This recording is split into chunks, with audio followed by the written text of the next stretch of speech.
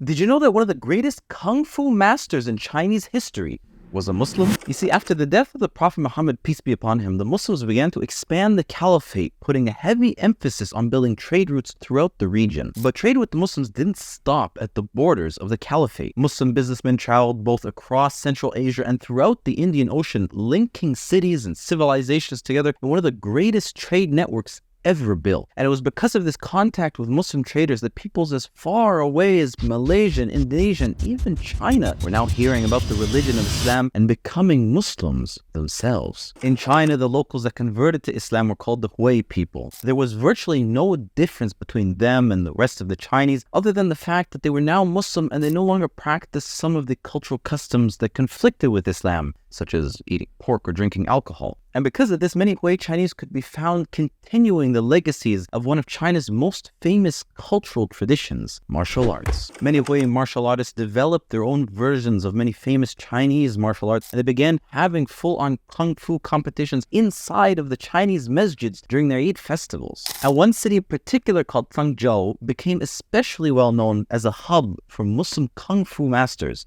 And it was here that in 1881, Wang Ziping was born. Wang Ziping's father was a Hui Muslim and a master of martial arts. But at the time, the Industrial Revolution was well underway, and he realized that guns and rifles were the future of combat in the world. He feared that soon martial arts would become obsolete, and so he refused to teach his son. However, despite his father's protests, Wang Ziping was adamant on training in martial arts and carrying on the Hui traditions. At only 7 years old, he began to train himself in the mountains, lifting rocks to build his strength and leaping over ditches which he would dig progressively wider each time. And during this time, he also studied the Quran and recited dhikr during long bouts of meditation. And by the age of 14, he could already leap more than 3 meters from a standing position, and he showed all the signs of being a future martial arts master. But still, he had no teacher to show him how. And that's when he discovered the Society of Righteous and Harmonious Fists, a secret society of martial artists spread across the villages of northern China. At the time, China was a country in decline, having been defeated in several wars with the French, British, Japanese, and Americans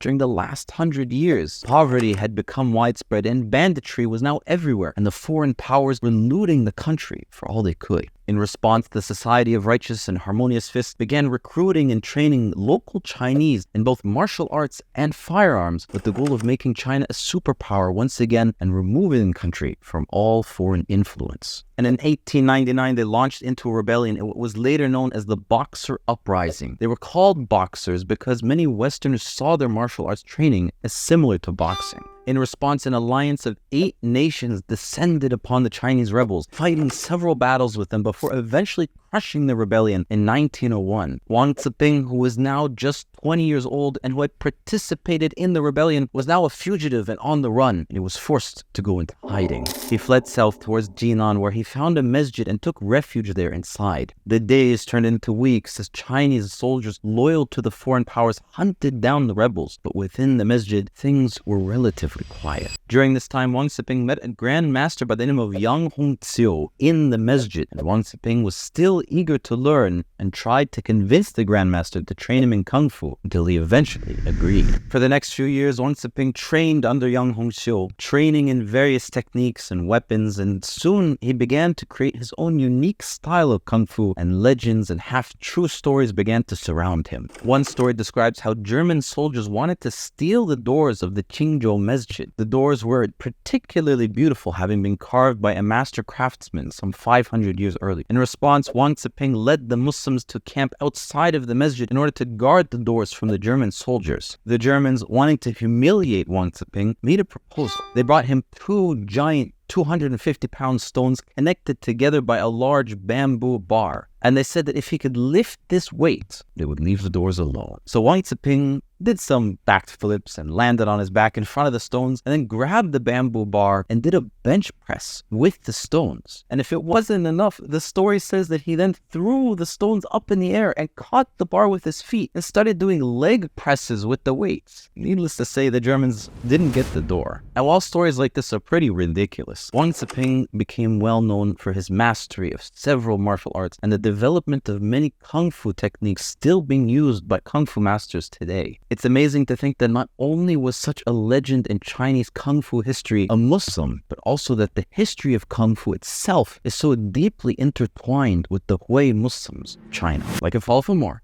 Some facts.